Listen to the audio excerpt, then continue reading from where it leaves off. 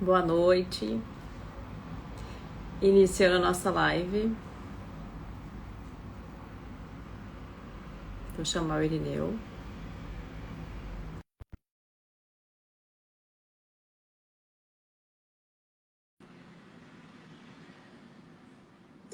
Todos me ouvem bem? Irineu está entrando.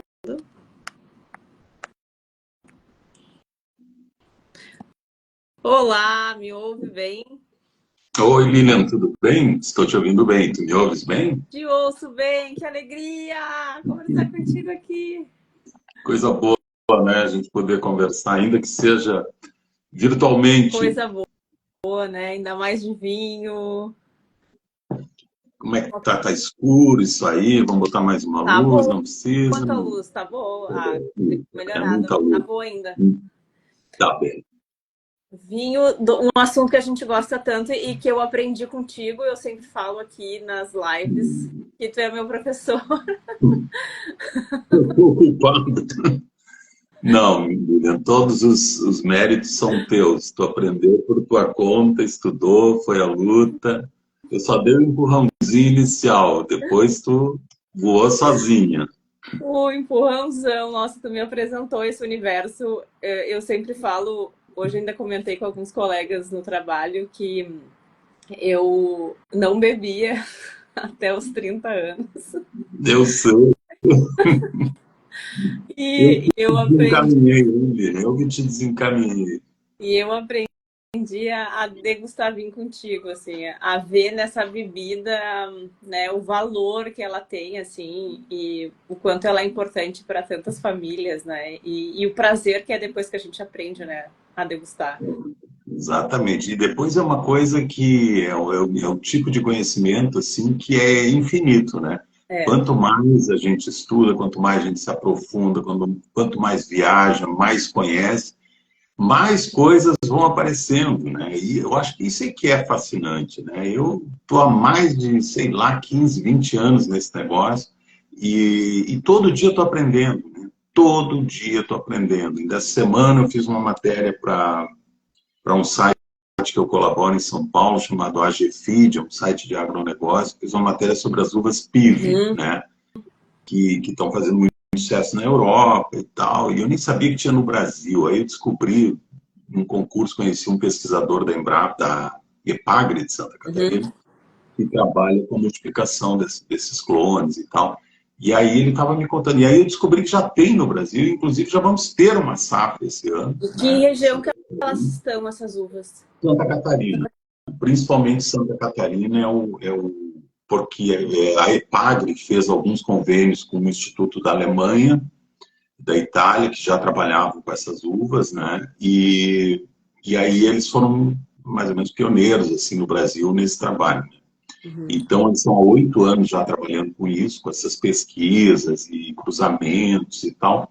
E agora, então, esse ano nós vamos ter, quando ele me disse isso, nós íamos ter esse ano a primeira safra já de vinhos, com uvas PIB, porque isso é uma notícia interessante, né? Porque mesmo no mundo do vinho, às vezes a gente não tem noção assim do que está acontecendo ao nível técnico, ao nível de campo, né? de pesquisa e tal. Porque é E eu um tô vendo, ambiente muito de testes, né? Muitas vezes, né? exatamente, as pessoas estão sempre testando e aprendendo e buscando novos conhecimentos, né?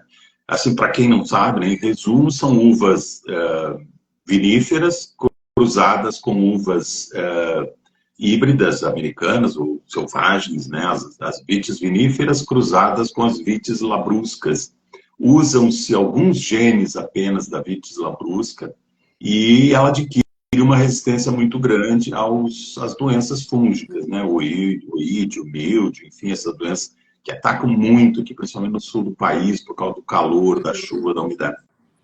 E isso traz um benefício para a natureza, porque o produtor vai aplicar muito menos fungicidas, para o bolso do produtor, que vai economizar, e na taça não tem nenhuma diferença, elas são rigorosamente iguais. Assim, né? São, Ela é semelhante a qual uva na taça? na taça ela é uma vinífera como outra qualquer, Uhum. só que elas são desenvolvidas assim, em cruzamentos com Cabernet, com Merlot, com Chardonnay, enfim, né? E elas aí acabam ganhando outros nomes, né?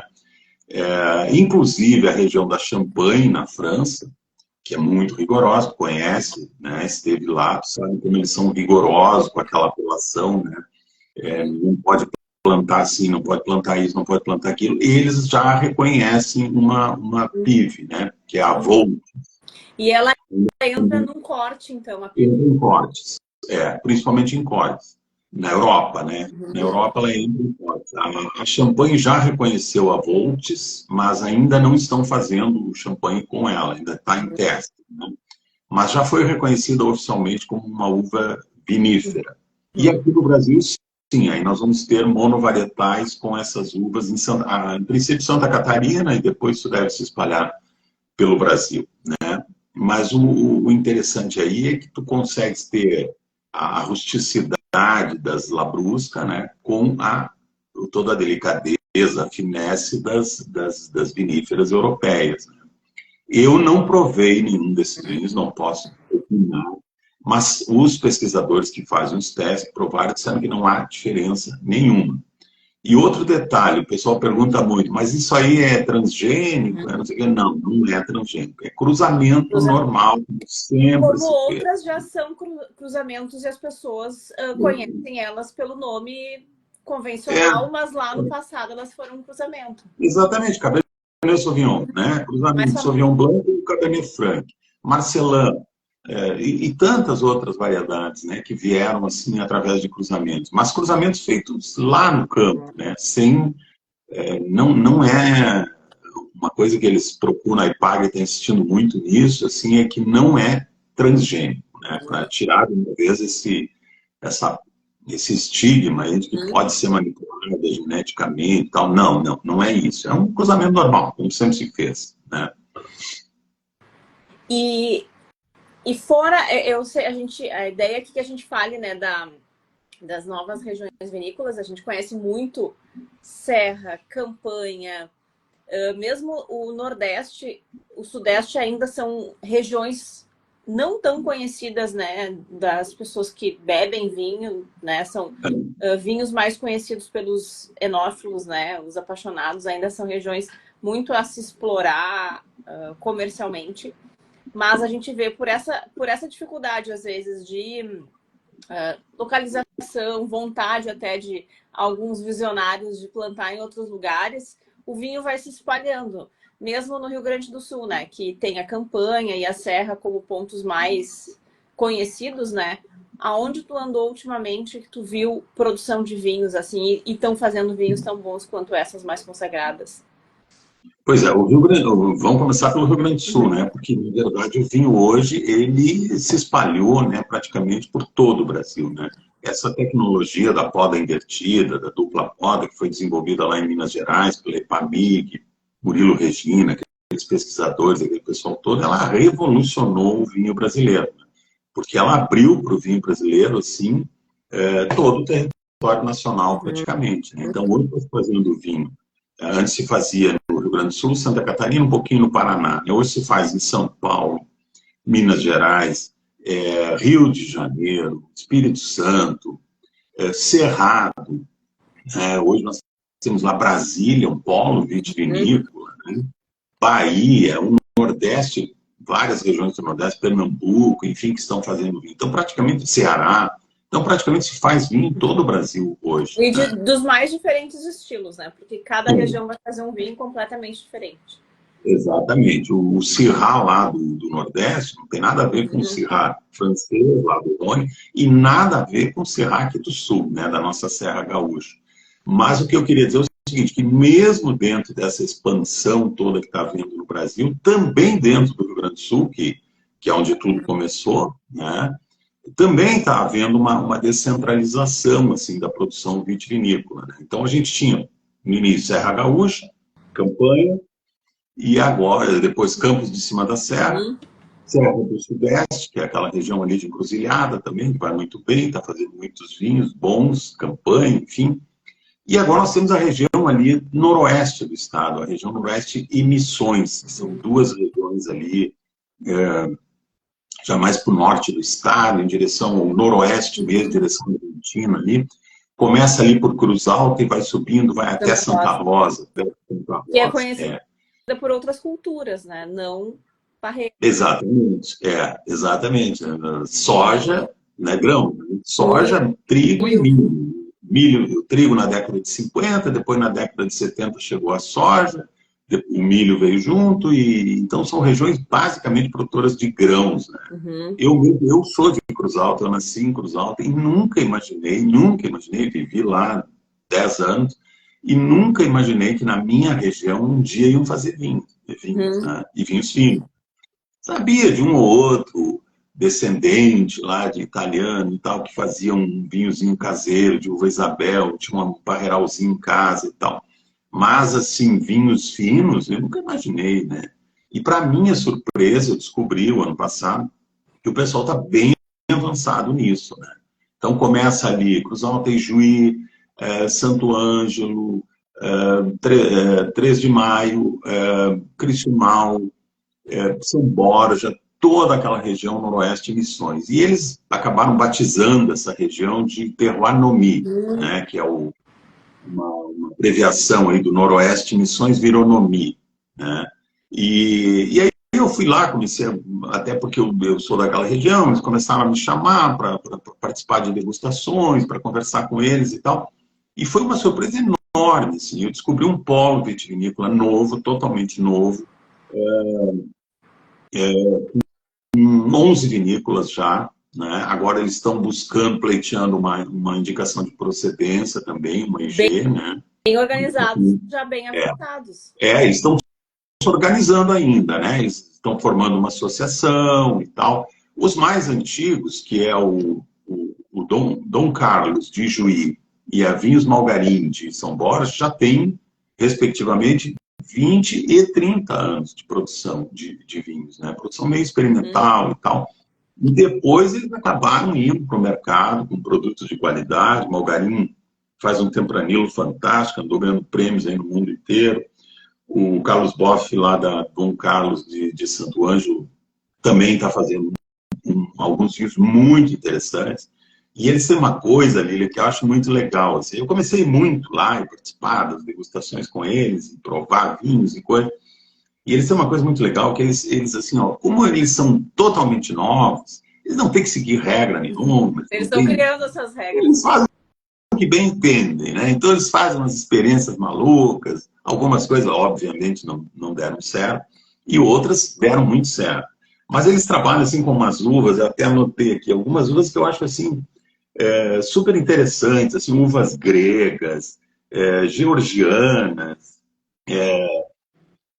uvas que eu pelo menos não conhecia, né? Ou praticamente nunca tinha ouvido falar, né? Eles foram para o diferente, muito diferente. Já como eles não são uma região tradicional, eles apostaram no oposto, né? Então não vamos... E o que é muito inteligente, né? Porque não vamos lutar com Cabernet, com Merlot, Chardonnay, que é Qual é a lógica, né? Fazendo. Qual é a lógica de fazer mais um Cabernet Sauvignon, mais um Chardonnay?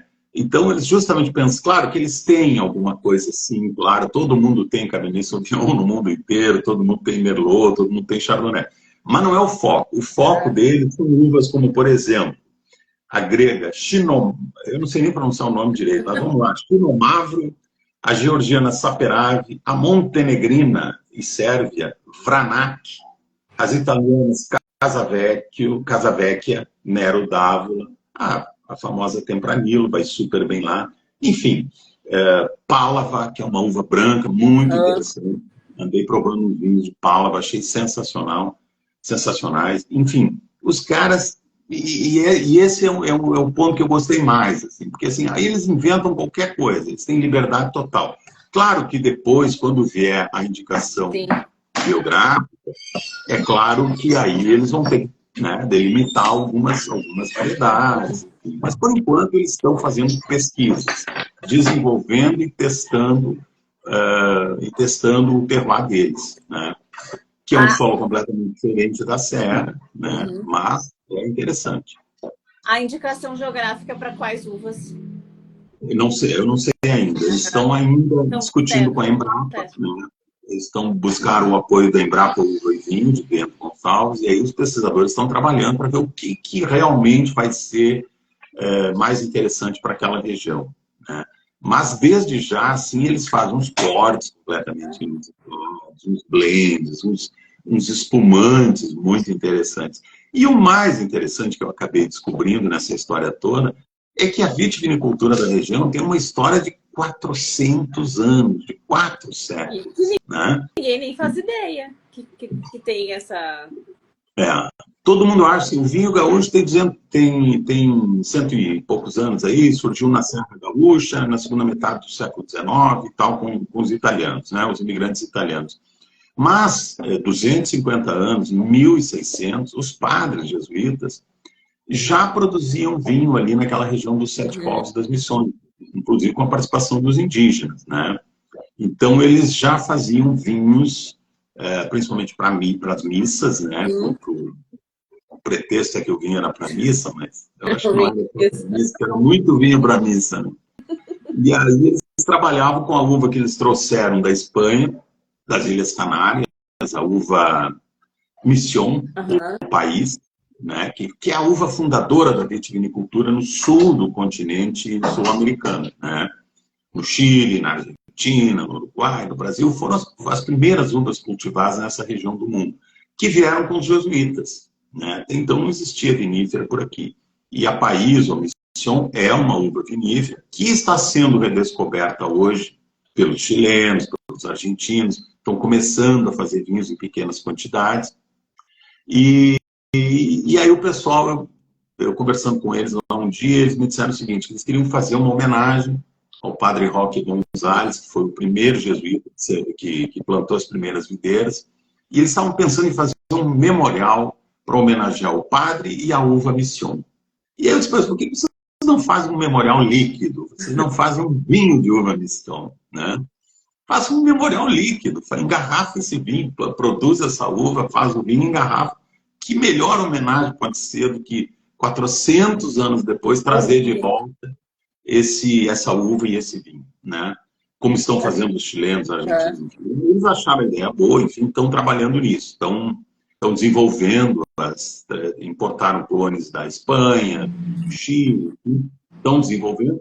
E eu acho que daqui a 4 anos nós vamos ter já os primeiros vinhos de uva País ou Mission aqui feitos no Rio Grande do Sul. Feitos no Rio Grande do Sul. Esses dias eu fui em Juí, eles promoveram lá uma degustação muito legal, um bar de vinhos sensacional de Juí, que é do lado de Cruz Alta, outra cidade que eu nunca imaginei que tivesse assim tão desenvolvida em termos de gastronomia, de bares de vinhos, é sensacional, coisas assim que a gente nem encontra em Porto Alegre, assim, tem lá. E aí eles fizeram uma degustação da uva Mission. Então trouxeram garrafas do Chile, da Argentina, e nós provamos assim. Como é que ela é na taça? Pois é, essa é a curiosidade que eu tinha também, né? Afinal, o que essa uva tem de estar assim? Ela é uma tinta. Ela é uma tinta. Ela nas Ilhas Canárias era chamada de como é o nome? Agora não me lembro o nome, Tristã Negra, uma coisa assim, Tristã Negra, era alguma coisa assim. Ela é uma uva muito escura e tal, mas ela produz um vinho claro, um vinho assim que lembra muito um Pinot Noir, Não é um vinho encorpado, não é um vinho estruturado, não é um vinho assim com muito álcool, é um vinho bem leve mesmo, estilo Pinot Noir, lembra muito o Pinot Noir.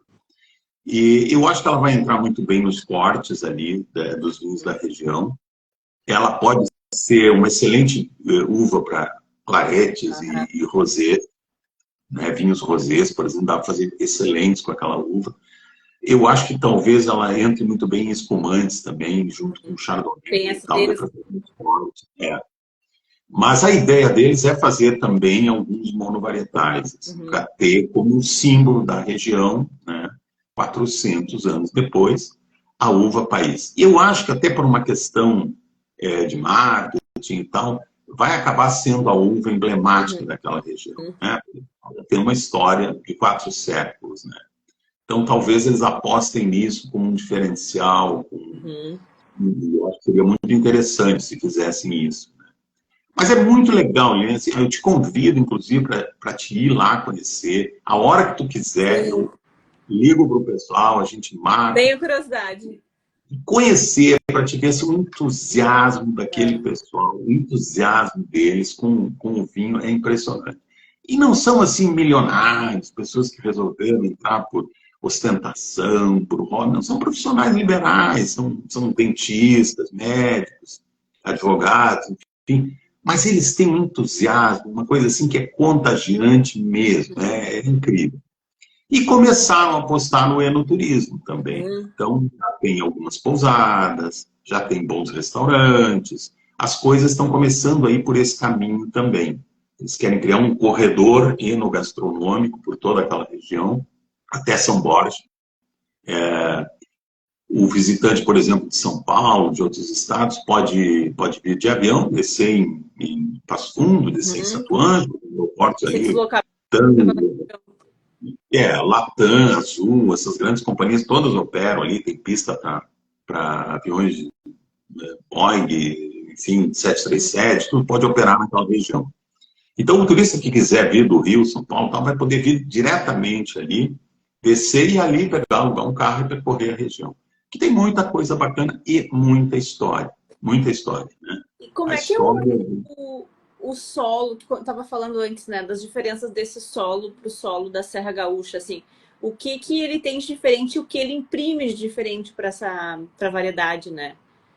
Essa era a minha maior preocupação quando eu comecei lá, porque assim, não é um solo que se diria muito apropriado para a vitivinicultura. É aquela terra vermelha, extremamente fértil, que é É o excelente para oposto da é, para vinho. é, exatamente. Então, assim, as áreas nobres que estão planas, que estão cultivadas com soja, com milho, com trigo, são essas áreas, assim, hoje a canola é muito forte aí na região também, são áreas de solo muito vermelho, muito fértil, argiloso, que não é legal para viver. Mas o que eles fazem? Eles estão produzindo vinhos em encostas, em morros, em áreas dobradas, onde justamente a produção de grãos não deu certo, não funciona. Ali não vai bem. Então são solos pedregosos, tem boa drenagem, tem uma drenagem legal. Aquelas barrancas ali do Rio Uruguai, aquelas encostas do Rio Uruguai. A Malvarim está muito perto do Rio Uruguai. A Dom Carlos de Santo Ângelo fica numa encosta do rio. Eu tive lá, olhei, o solo é pedra mesmo, é pedra. Tem muito basalto, muita coisa. Então, assim, acaba sendo ali... Encontrou Existem, pontos que ela consegue se adaptar. exatamente, alguns retalhos assim de solo. Eu não sou geólogo, mas assim, quem estuda um pouco, conhece um pouco de vinho, sabe que nesses lugares a videira vai muito bem, né? Ela pode estender raízes, a raiz não encharca porque a água drena, desce para o rio. Enfim. Então eles estão produzindo muito bem nessa região, áreas pequenas ainda, tudo é muito experimental, estão desenvolvendo. Mas, assim, os rótulos têm nomes que remetem, aludem à longa tradição jesuítica da região. Né? Sepete Araju é um grande nome da região, o indígena, né, que liderou revoluções e tal, que hoje é um símbolo da resistência do povo gaúcho e tal. E o enoturismo se beneficia muito disso, porque ainda existem as ruínas lá, né? As ruínas de São Miguel, algumas reduções jesuíticas ainda tem lá ruínas das igrejas, espetáculos de luz e som, enfim, que são muito interessantes para o turismo, né? E é uma coisa completamente diferente, né, Lino, de tudo que a gente conhece. Né? Parece que tu mudou de país, assim. Tu sai da Serra Gaúcha e vai para lá, parece que tu está numa outra região vinícola do mundo, porque é totalmente diferente. Isso Muito é interessante. interessante dessas regiões vinícolas no Brasil, né? Que elas ficam em áreas totalmente diferentes e tu circula e parece que tu tá mudando de lugar. No próprio Rio Grande do Sul, a campanha e a serra são dois extremos, né? Completamente diferente, né? Clima, solo, A as paisagem, condições ambientais, para paisagem. pessoa que não conhece, né, tanto aprofundado assim de solo, de clima, visivelmente se percebe essa mudança, né? Porque na campanha é uma paisagem assim plana, né? É completamente diferente do que a gente vê na Serra Gaúcha. A serra é completamente dobrada, morros, montanhas, enfim, altitude, né, 700 metros ali por 700 e poucos metros ali por Pinto Bandeira. Já na campanha, a planície é muito grande, aquilo é Do um tamanho, né? tabuleiro, uma extensão enorme, seco, verões secos, enfim, ondulações máximas lá de 200 e poucos metros, assim, se chega no máximo essa altitude, não chega a 300 metros. E ali na região da Noroeste Missões, são as chamadas coxilhas, são aquelas terras suavemente onduladas, né? São ondulações suaves, assim. Não chegam a ser morros e também não são tão planas quanto as da campanha, né? Elas ficam no meio do caminho. Que quando a gente passa no verão, vê aquelas lavouras de soja plantadas, parece um mar verde aquilo, né?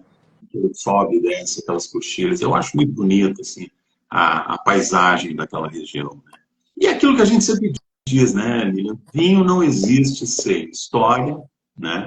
Paisagem, ou terroir, e autoria, né?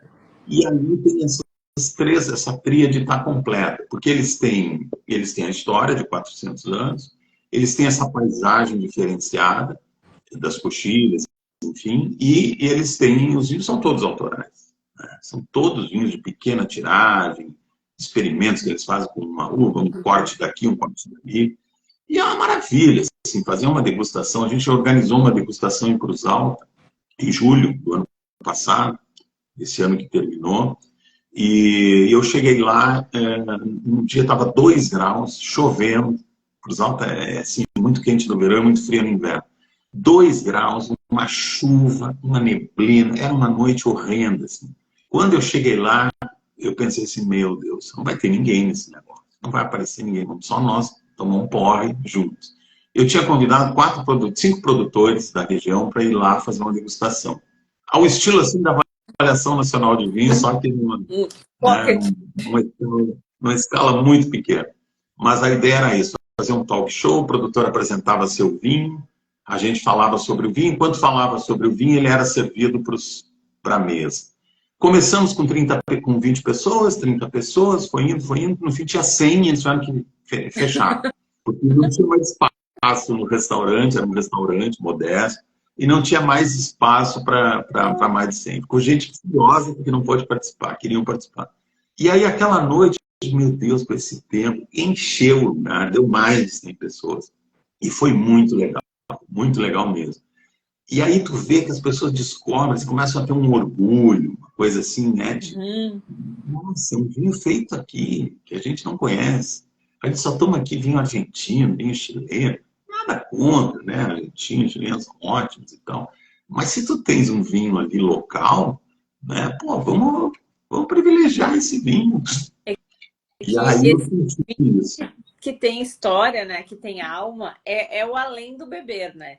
Que é uma coisa que eu falo muito, que eu, quando aprendi a beber vinho, eu bebo menos hoje em dia, né? Porque não é pelo ato de beber. O que beber, é entender o que está se bebendo, né? O que aquilo significa. Então, tem tantas outras coisas né, conectadas que... Por exemplo, um vinho que não tem problema nenhum, esses muito famosos, argentinos, chilenos, só que eles são, uma frase que eu sempre ouvi de ti, né? Eles são como Coca-Cola, né?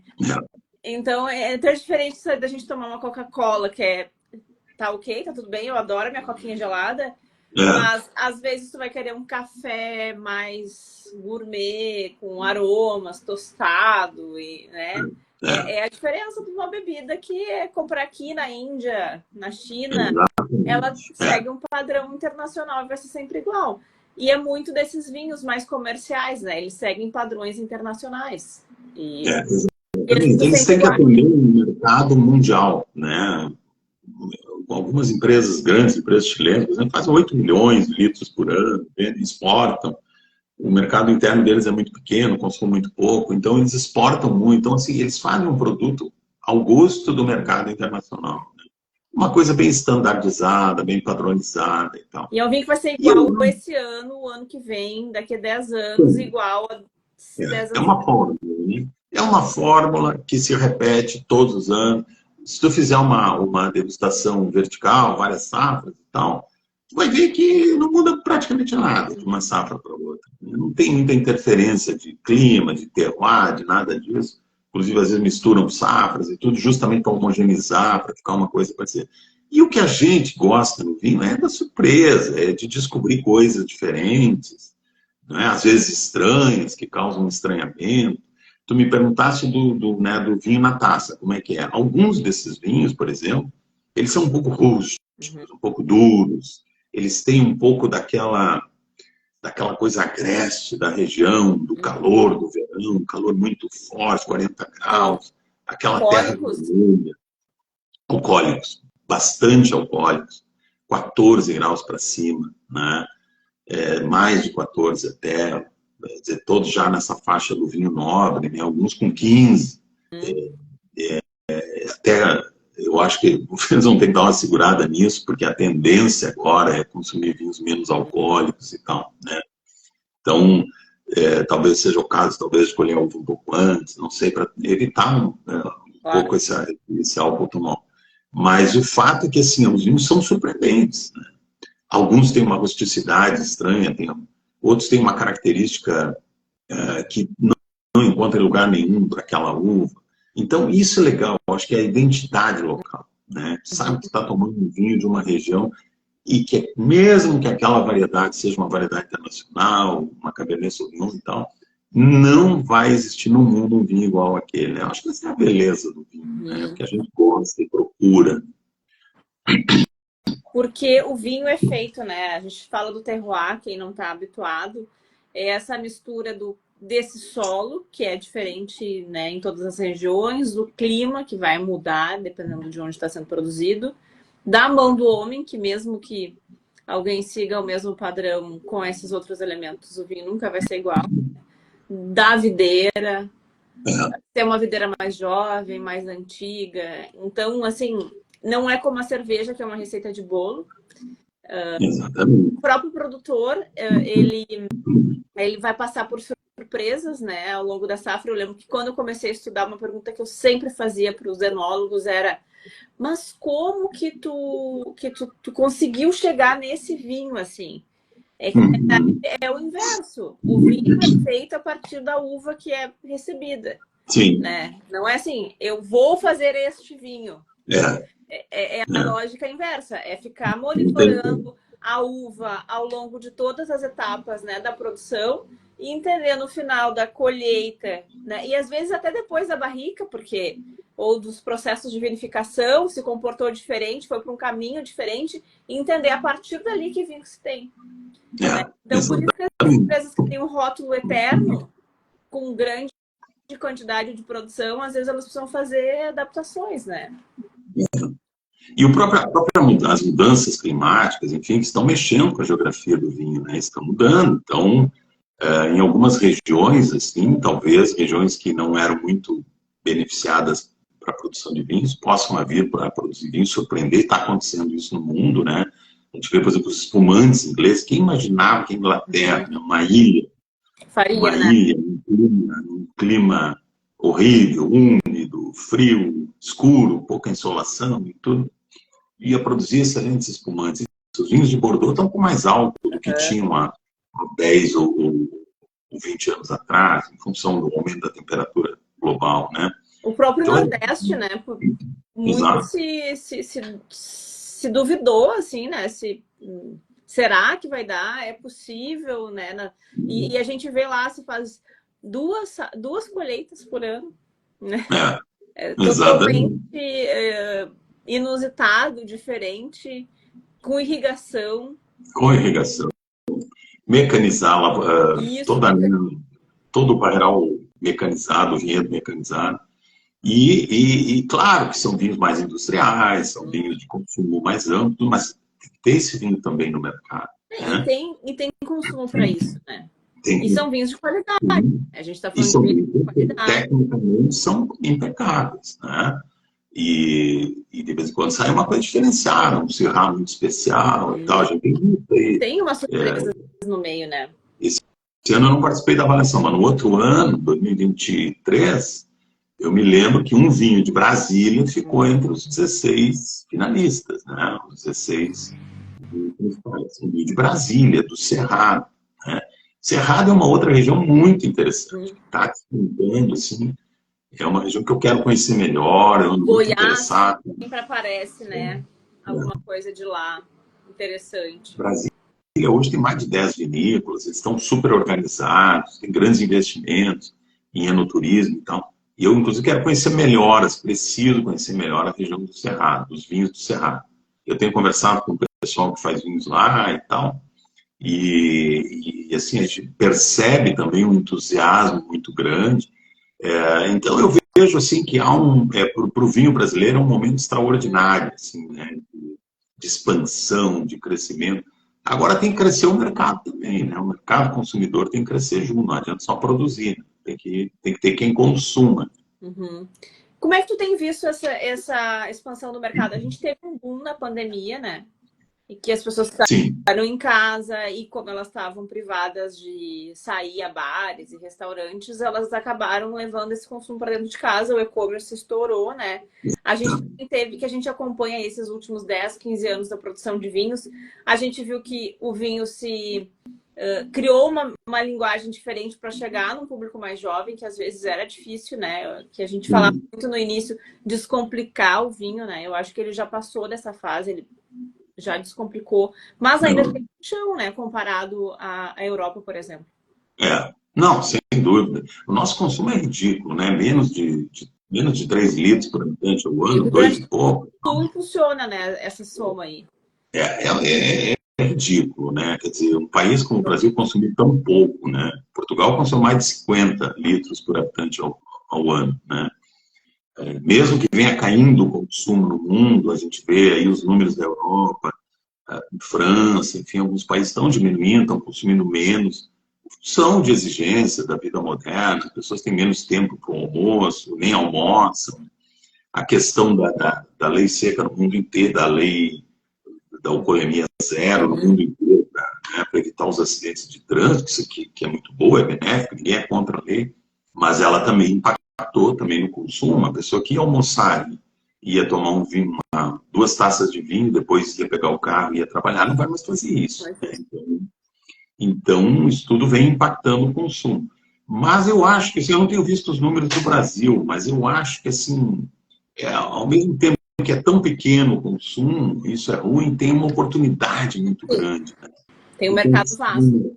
Enorme, né? Tem um mercado aí pela frente gigantesco e talvez esteja faltando mesmo uma comunicação melhor com esses novos públicos, outra coisa que eu tenho falado muito assim também, assim, toda vinícola, por mais sofisticada que seja, deveria ter um vinho de entrada, né? Um vinho aí de, sei lá, R$30, um vinho para poder competir com o chileno, o argentino baratinho que entra aí. Público, né? Para começar a acostumar o público com o vinho brasileiro fazendo isso. A gente tem visto aí, eu vejo no supermercado, assim, vinhos muito bons aí de entrada, na faixa de R$35, R$30, enfim. Né? Não vamos nos iludir, imaginar que o vinho vai ser uma bebida de consumo de massa, que todos os brasileiros vão beber vinho. Porque ainda R$30 ainda é muito caro para a maioria do povo brasileiro. Né? E, assim, então, é uma aposta arriscada, né? Diferente de outras bebidas que tu compra, por mais que tu pague R$30, que não é o caso da cerveja, tu compra por bem menos, eu vejo assim, um medo do risco e dou total razão para a pessoa, porque é um investimento, é R$35, né? E que esse vinho vai ter que dar certo. Um ano pode estar excelente, no outro não, enfim, né? Pode ter surpresas, pode não ser o vinho que ele gosta, porque a diversidade é muito grande. Como saber o que se gosta, né? Esse início é tentativa e erro, é persistência, é beber coisas diferentes, né? A gente que fala, mas o que é o beber diferente? Então, assim, é um papel também nosso, a gente de comunicação, né? A gente me incluo nisso, mas também é um trabalho das vinícolas de fazer as pessoas entenderem. Eu fui tirar uma ligação com o falando aqui, eu acho que caiu, mas voltei. Tá me ouvindo? Voltou, tu tá aqui. Tô. Ok. Eu fui tirar uma ligação aqui, acho que apertei o botão. Eu estava falando desse papel de fazer o consumidor aprender mais, né? Sobre a bebida também. O papel das vinícolas, de quem trabalha no meio, né? Da gente que trabalha com comunicação. Exatamente. Eu acho que todo mundo tem que dar a sua contribuição, popularizar o vinho no sentido de ele se tornar mais acessível, né? Sem cair no... Tem a história do Eno Chato, né? Que é aquele cara que cria mil dificuldades, cria um ritual, né? Um ritual em torno de beber o vinho que fica chato mesmo, que afasta o consumidor.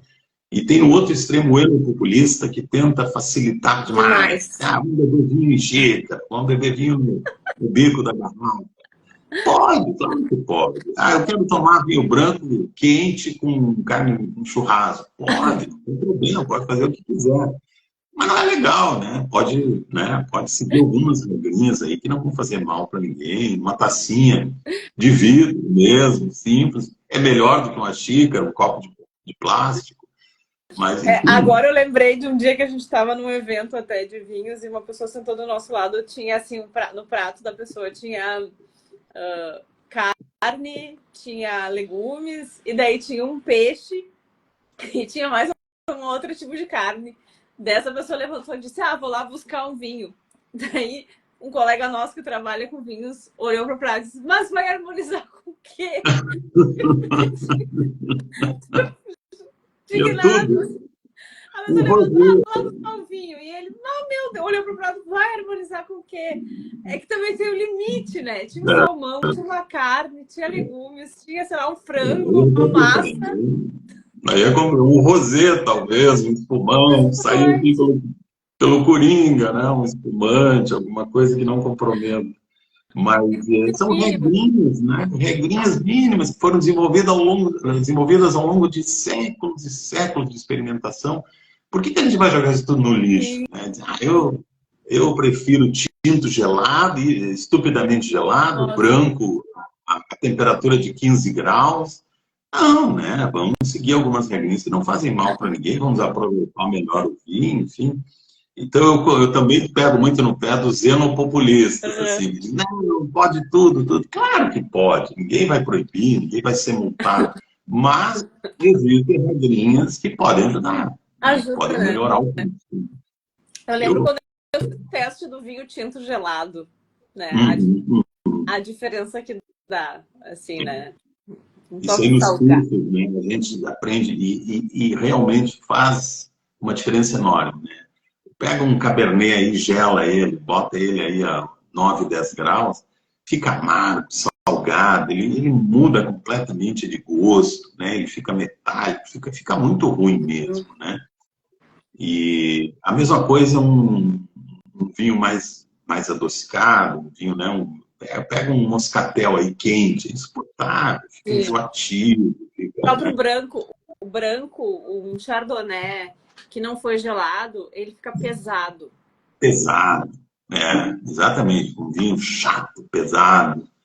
Então, assim, são regras. Muitas vezes eu não gosto de vinho é porque ele também está nessa temperatura errada. Sim. Né? Aí é o problema muito sério dos que a gente tem ainda nos restaurantes, né? Assim, quantos restaurantes tem um sommelier? Né? Pouquíssimos. E aí servem muito isso, a gente vê o tempo todo isso mesmo, regiões turísticas, o pessoal servindo na temperatura errada, né? É o serviço todo mal feito, assim, a temperatura errada, o tinto está muito gelado, um balde com gelo, o branco não está na temperatura certa, o espumante vem quente, enfim, e isso aí realmente tira o prazer do beber, né? A temperatura no vinho é fundamental. Né? Decisiva, né? E são regrinhas que, né, também tá no nosso papel de ajudar. É uma coisa que eu estou sempre fazendo o passo a passo da degustação para ajudar, porque às vezes para a gente parece ser tão básico, mas para algumas pessoas isso faz toda a diferença, né? E não é frescura mesmo. De temperatura, o próprio armazenamento, né? Esses dias eu conversava aqui com o Rico sobre adegas. pode parecer uma bobagem, né? Mas tem aquelas arquitetos que fazem a adega em cima na cozinha, em cima do fogão. Pois Assim, acho que 90% das adegas que eu vi serem feitas até hoje por arquitetos, elas eram assim. Não tem como. pode entender de arquitetura, mas não entende nada de vinho, né? Nitidamente, assim, né? Quando eu entro numa cozinha e vejo a adega em cima do forno, eu já penso, esse arquiteto não entende nada, porque o vinho não pode ficar em contato com mudanças de temperatura, variação de Odores qualidade. fortes. Eu vejo até em lojas de vinho, às vezes, assim, lojas boas, até eu vejo assim, sol batendo direto nas garrafas. E eu fico pensando, e rótulos caros, né? Ali paradinhos, em pé e recebendo aquela quantidade de sol direto, assim, incidência direta. Eu fico pensando, nossa, quanto vai durar esse vinho, né? Olha como está acelerando o envelhecimento, como está desequilibrando totalmente esse vinho. Assim tem, tu vê em casas, por exemplo, né, adegas onde pega sol, Uhum.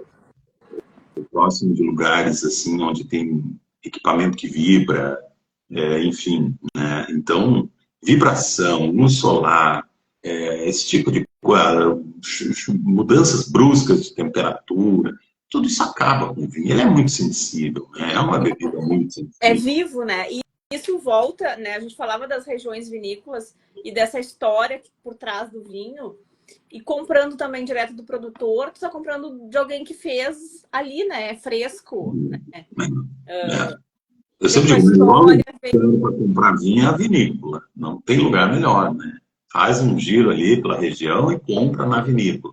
Porque ali sim, ele está bem armazenado, quem fez sabe como tem que guardar.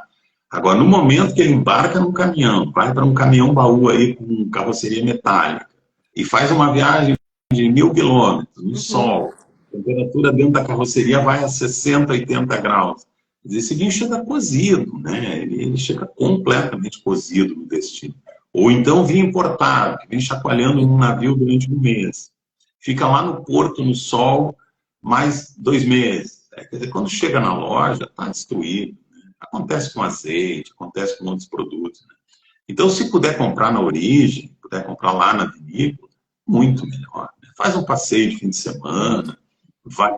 Hoje os paulistas estão fazendo muito isso, né? Saem ali para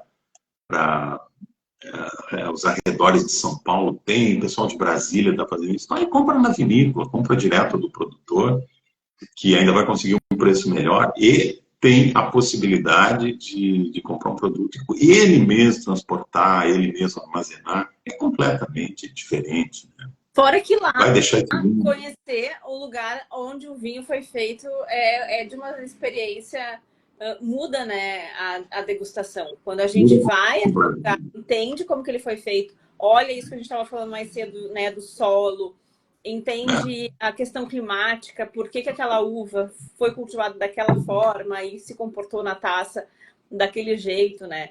Tu consegue Conversa com ver. o produtor, né? Conversa com o produtor te conta como é que ele fez o vinho, que isso ainda é um privilégio que a gente ainda tem aqui hoje no Rio Grande do Sul, e hoje paulistas têm esse privilégio, mineiros, pessoal de Brasília, enfim, tem esse privilégio de poder conversar com o produtor. Eu tenho um amigo que só bebe vinho importado e tal, e ele me disse, poxa, tu fala demais de vinho brasileiro, por que tu fala tanto de vinho brasileiro? Ele pensou, aí, infelizmente, eu não posso estar toda semana na Europa, eu não posso estar na Borgonha, não posso Eu estar não em nasci na Bordeaux, eu não posso estar na Toscana toda semana, mas eu posso estar toda semana na Serra Gaúcha. E eu posso conversar com os produtores, eu vou lá e faço isso, né? Converso com os produtores, vou lá, provo nas barricas. Então, essa experiência, raramente eu posso ter no exterior. Uma outra vez que viajei, conheci várias regiões, eu pude ter essa experiência, mas é muito difícil, né? Eu falo muito do vinho brasileiro, primeiro porque eu gosto, acredito no produto, acho que é bom, e segundo porque eu tenho essa possibilidade de ir beber na origem, na fonte, né? Conversar com seus produtores e Tu tal. sabe que Olhar para participar da colheita, isso não tem preço. não tem, e a gente não se dá conta. Eu fui me dar conta esses dias que eu estava conversando com uma pessoa de São Paulo e ela me perguntou assim, mas por que estudar vinho? Ela não tava entendendo assim, mas por que tu decidiu estudar vinho? Daí eu disse, olha, mas é que eu tô aqui do lado das vinícolas. E quando eu disse isso, eu me dei conta de quão perto que é. Eu disse, aqui é menos de 2 horas, eu vou em todas as vinícolas, a maior parte da produção nacional tá aqui. E eu fui explicando para a pessoa e fui, óbvio, algo que eu já sabia, mas parece que aquilo fez mais sentido ao dizer em voz alta. Sim. E me dei conta de quão assim, privilegiada eu era de estar tão perto, assim. E quão grandioso isso era, porque para ele, essa pessoa, para ter esse mesmo acesso que eu, ele tem que pegar um avião, ele tem que estar de férias, ele tem que viajar mais 2 horas até a serra. Exatamente. A gente vê assim, hoje ainda, São Paulo, né, que é o grande mercado brasileiro, muito importado, consumo e tal. E até dá para entender por isso, assim, eles estão distantes da zona de produção, eles não têm essa intimidade com os produtores que nós temos, a gente conhece os produtores, né? A gente vive ali na serra, vai toda hora, 1 hora e pouco de carro tá na serra, e a gente vai lá, prova nas barricas, conversa, volta lá 6 meses depois, vê como é que o vinho evoluiu. Eu me lembro quando eu tive um dia na Aurora, lá, num evento dele, e aí provei eles tinham lá no tanque, lá uma Saperave. Até fiquei surpreso, digo, olha que interessante a Aurora.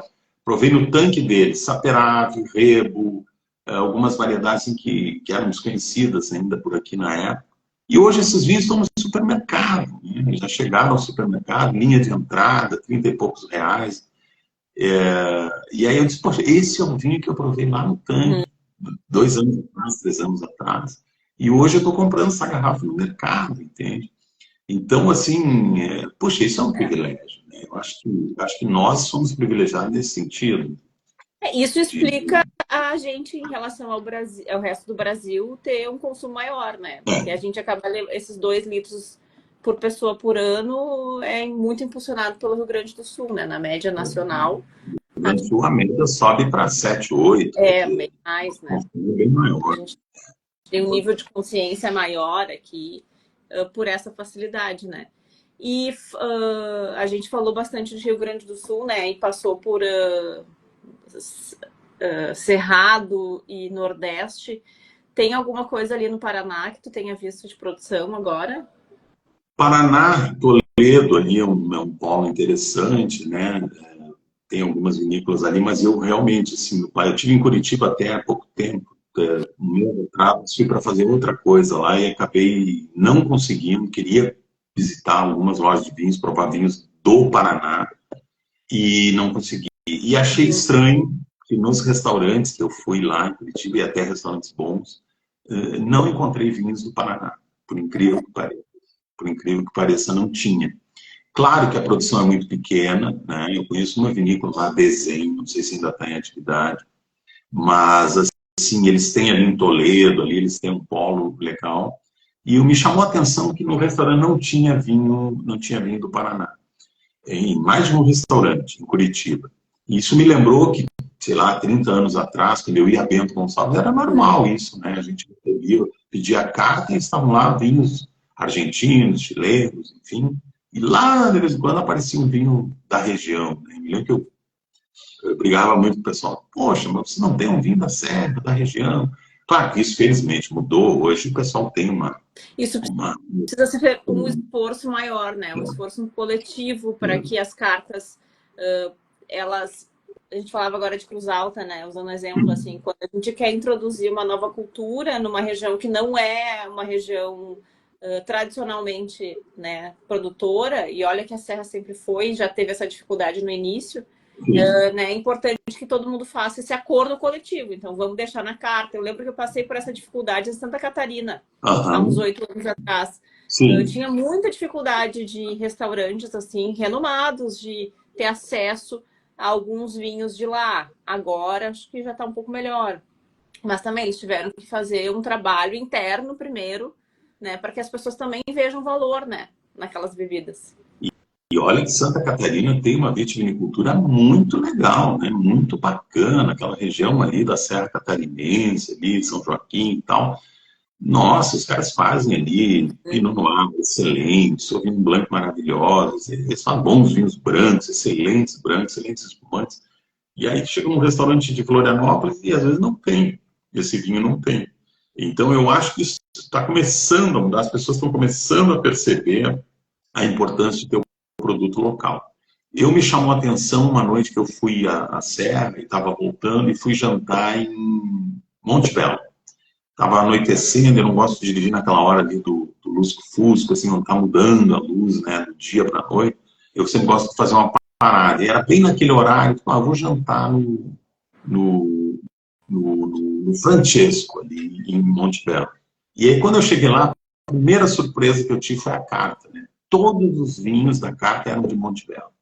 Ali tem bastante vinícola, né? Tem mais de 10 vinícolas, 12 vinícolas. E todos os vinhos da carta eram de Monte Belo. Poxa, que legal, que sacada. Né? Um lugar tão pequenininho, né? Um lugar minúsculo. Né?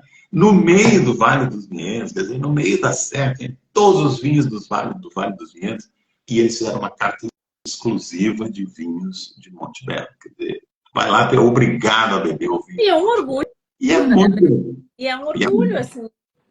orgulho, tu vê o orgulho que eles têm, né?